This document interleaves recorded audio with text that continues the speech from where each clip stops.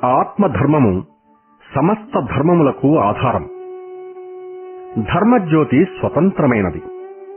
ధర్మమనున్నది ఒక హద్దునకు కట్టుబడినది కాదు. ఒక సమాజమునకు కాని ఒక జాతికి కాని సంబంధించినది కాదు. సమస్త ప్రాణికోటికి సంబంధించినది. అది ఏమి చేసినను ఆరని అఖండ జ్యోతి. ధర్మజ్యోతి స్వతంత్రమైనది. మానవుడైన అర్జున్ని నిమిత్తముగా నిలిపి కృష్ణుడు గీతను బోధించెను. ఆ గీత నేడు సమస్త జీవులకు సంబంధించినదయ్యున్నది. ఆ పవిత్ర గీత ఒక్క జాతికనియు ఒక్క మతమునకనియు ఒక వర్ణమునకనియు నియమించబడలేదు. మానవ జాతికే ఆ మహోపదేశము ప్రాణసమానమయ్యున్నది. ధర్మమనున్నది అనేక రూపముల ధరణిని తిరుగుచున్నది.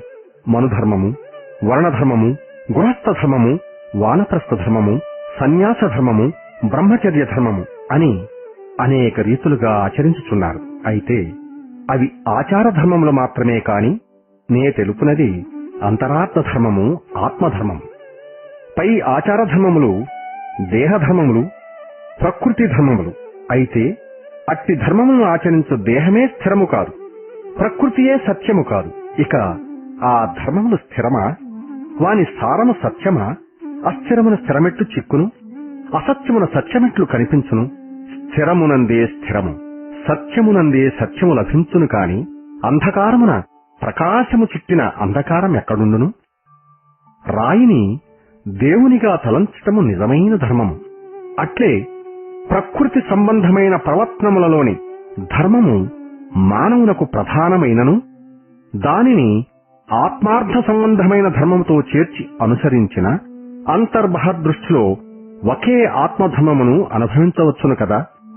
యథార్థ ధర్మమును మరుగుపరచక ఆచార ధర్మముతో ఐక్యపరచిన ఆత్మధర్మమును అవలీలగా ఆచరింపవచ్చును.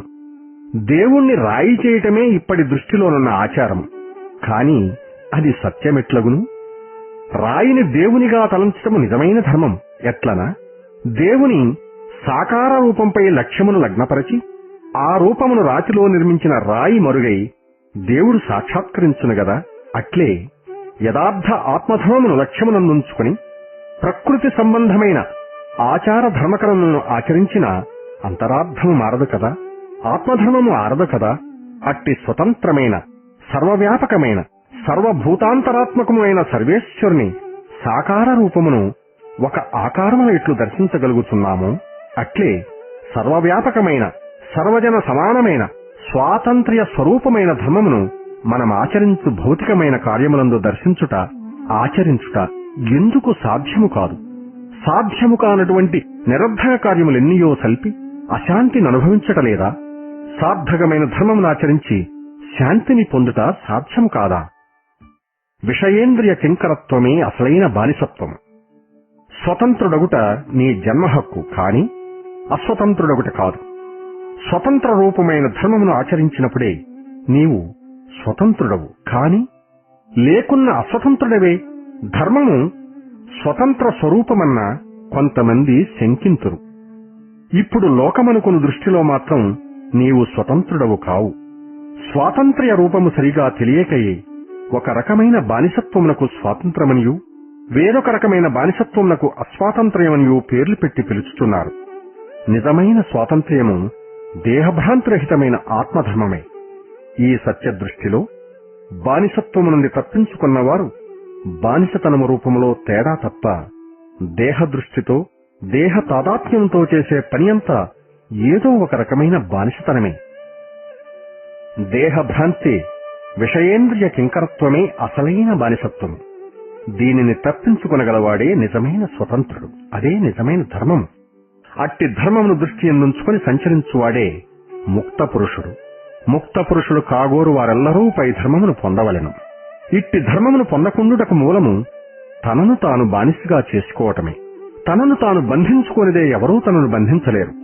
సర్వభూతాంతరాత్మయగు పరమాత్ముడు సర్వుల యందు సమాన స్వరూపుడుగా నుండునను విశ్వాసము దృఢముగానున్న అది తనలోనున్న పరమాత్ముడు బానిస కాడను నిశ్చిత జ్ఞానమును నిరూపించును. ఆత్మధర్మము అతి దూరమగుట వలనే అట్టి దృఢ విశ్వాసము వారి యందు ఆవేశించదు. అట్టి విశ్వాసము ఆవేశింపనదే నిశ్చిత జ్ఞానము ప్రకాశింపదు. నిశ్చిత జ్ఞానం ఎప్పుడు కలుగదో వాడప్పుడు అంధుడై అస్వతంత్రుడై అవస్థలకు అనర్థములకు గురియగను. అట్టివానిని ధర్మదేవత వరింపదు. సత్యధర్మములు ఆచారధర్మములు అవినాభావ సంబంధమైనవి కాన మొదట స్వతంత్రుడు కావటానికి ప్రయత్నించవలెను. దానికి మునుపు అమిత విశ్వాసము కుదరవలెను. తదుపరి ఆ సత్యధర్మమునే ప్రకృతి ఆచారధర్మములపై నిరూపించి ఆచరించిన అట్టివానిని ధర్మపురుషుడనియూ ధర్మాచరణ కలవాడనియూ తలంచవచ్చునే కాని కేవలము దేహ సంబంధమైన అనిత్య ధర్మములను సత్యధర్మములుగా పాటించిన సార్థకము కాదు. రాళ్లను దేవుళ్లుగా భావించిన ఎంత పవిత్రమో భౌతిక ధర్మకర్మల యందు సత్యధర్మమును దర్శించిన అంత పవిత్రము. దేవుళ్లను కూడా రాళ్లవలే భావించి నమస్కరించిన ఎంత ఫలమో సత్యధర్మములను వదలి కేవలము భౌతిక ధర్మములను ఆచరించిన అంతే ఫలము. సత్యధర్మములు లేక ఆచారధర్మములు, ఆచారధర్మములు లేక సత్యధర్మములు నిస్సారము. ఈ రెండును అవినాభావ సంబంధముగా ఆచరించవలెను. పై ఉద్యోగికి చిన్న ఉద్యోగి యొక్క పనితో ఎట్లు అవసరమో చిన్న ఉద్యోగికి పెద్ద ఉద్యోగి యొక్క ధన సహాయంతో అట్లు అవసరం. ఇప్పుడు ఎవరు ఎవరికి బానిసలు, ఎవరి వాంఛలకు వారే బానిసలు. బాహ్యదాస్యభావము అసలు సూత్రం గుర్తించినంత వరకు ఎవ్వరికీ తప్పదు. ఆత్మసూత్రం గుర్తిస్తే దాస్యభావం తొలగుతుంది. ప్రకృతి ధర్మం పరమాత్మ ధర్మంతో చేరుతుంది. వేదాంతము ఆధ్యాత్మిక శాస్త్రము మానవుని బానిసగా కాక భగవంతునిగా పనిచేయమంటుంది. అప్పుడు కర్మ కామ్యకర్మగా గాక ధర్మకర్మగా మారుతుంది. కేవలము పనులు మార్చుకున్నట చేత దాస్య శృంఖలాలు ఎవరికీ తప్పవు. విపర్యయ దృష్టిని మార్చుకోవటం చేత దేహ దృష్టిని దేవునిపై త్రిప్పుకోవటం చేత బానిసతనం తప్పుతుంది, ధర్మగుణం హెచ్చుతుంది. ఒకరు ఉద్యోగము చేయటము బానిసత్వమనియూ ఇంటిలో కూర్చునటము స్వతంత్రమనియూ తలంతరు. ఇవి తెలివి తక్కువ మాటలు, ఊహలు. ధర్మములు అహంకార బంధ విముక్తికి దారి తీసేవిగా ఉండవలెను. ఉద్యోగములోనున్నప్పుడు పై ఉద్యోగికి విహితంగా నడవవలెను కదా. ఇంట్లోనూ బంధుహితవర్తనం తప్పదు కదా. పోని మిత్రుల కడకు పోయినా వారికి కూడా అనుకూలంగా నడవటం తప్పుతుందా? చివరకు తనకు తాను అనుకూలంగా నడుచుకోక తప్పుతుందా? ఇక దాస్యబంధపు బాహుపంజరము నుండి విడిపోగల అవకాశమెక్కడ? బాహ్య రూప విధానాలలో భేదమే కాని శారీరక దృష్టితో కూడిన జీవితమంతా బానిసతనమే. అందుకనే ఒక సమయంలో శంకరుడు నరకమంటే దేహాభిమానమే అన్నాడు. దేహాభిమానమే దైవ విముఖత్వము యొక్క వేరొక రూపం. భూమి మీద ముండ్లు రాళ్లు అసలు లేకుండా ఎవరు చేయగలరు? చేయలేరు. చెప్పులు వేసుకుని వాని బాధ నుండి తప్పించుకున్న ప్రయత్నించవలనే కాని వేరు మార్గముండదు. వేదాంత దర్శనము సత్యదృష్టి చేత స్వస్వరూప బ్రహ్మదృష్టి చేత సత్య స్వాతంత్ర ధర్మను పొందవచ్చునని తెలుపుతున్నది. బాహ్య పరివర్తనాలు తాత్కాలికోపశమనోపాయాలు మాత్రమే. సర్వవిధ దాస్యములకు సంబంధించిన దేహములకు నేను బానిసను కాను.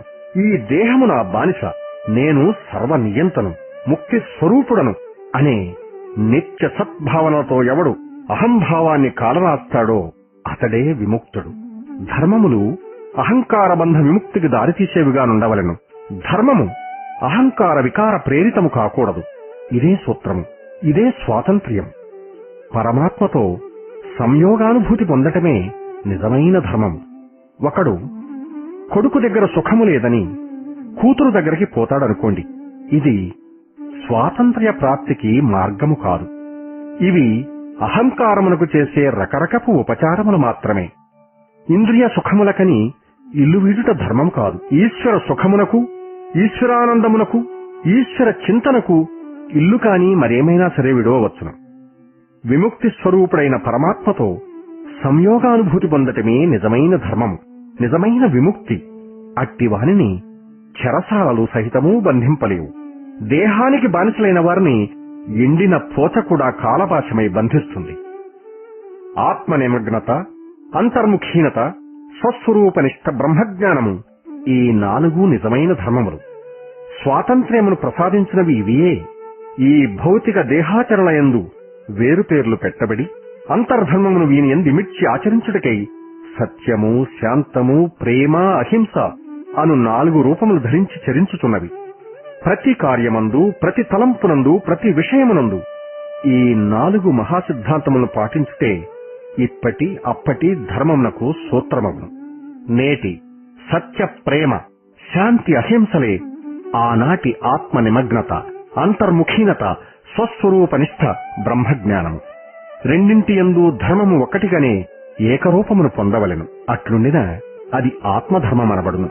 పై ప్రవర్తనను పాటించదు, రూపనామములు యోచించదు. చేతికి వేసిన సంకెళ్లు ఇనుపవైననేమి, బంగారువైననేమి చేతులను బంధించినవి కదా. అట్లే రూపనామములు ఏవైననేమి ఆత్మతత్వమును, ఆత్మధర్మమును ఆచరించే ఏ కార్యక్రమమైనా నిజమైన ధర్మమే అగును. ఇదే శాంతి సిద్ధిని కలిగించును. అట్లు కాక అహంకార సముద్ర తరంగములు మానవులను ఇంట్లోకి గుంజినా, అరణ్యమునకు నెట్టినా, ఎక్కడకు నెట్టినా బాధ అనుభవింపక తప్పదు కదా. పండుకొన్నంత మాత్రమున, పడగ విప్పకుండినంత మాత్రమున పాము పాము కాకుండానా? ఎట్లుండినా పాము పామే. ప్రకృతి ఆచరణలో ఆత్మతత్వమును, సత్యధర్మమును ఇమిడ్చి ఆచరించినంత మాత్రమున ధర్మము మారునా? మారదు. ఎక్కడ ఉన్ననూ ధర్మము ధర్మమే. అట్లు కాక కృత్రిమ స్వాతంత్ర్యములు, కృత్రిమ ధర్మములు అనగా వారి వారి అనుకూలతను బట్టి నియమించిన క్రమశిక్షణలు సత్యధర్మములను చాటిన అవి సత్యధర్మములు కానేరవు. బానిసతనము యొక్క సంచలనావస్థలే. జైలులో పడ్డవాణ్ణి రక్షక భటులు వెంట నుండి ఇటూ అటూ కదలనేబక కోర్టుకో లేక కూటికో తీసుకొని పోయే పద్ధతి వంటివే ఈ కృత్రిమ ధర్మాలు. హరిరతి చేత జగద్రతి నశించును. ఇంతెందుకు హితుడు అహితుడు అనుకోవటం కూడా పొరపాటే. ఈ భ్రాంతి త్యాజ్యం. ప్రేమస్వరూపుడైన పరమేశ్వరుడే నిత్య బాంధవుడు, నిత్య సంభావ్యుడు, నిత్యాశ్రయుడు, నిత్య పోషకుడు, నిత్యహితుడు.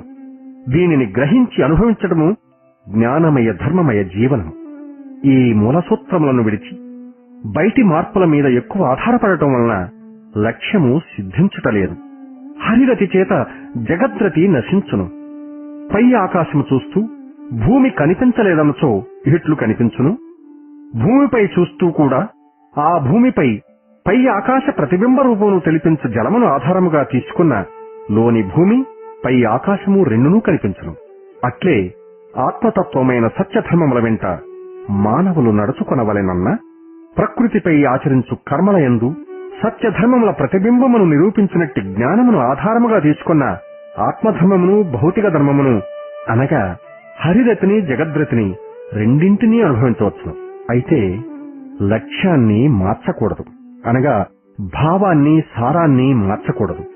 రూపనామములు మారినను మారవచ్చును. ధర్మమునకు రూపనామములు ప్రధానము కావు, భావరాగములే దాని ప్రయోజనములు.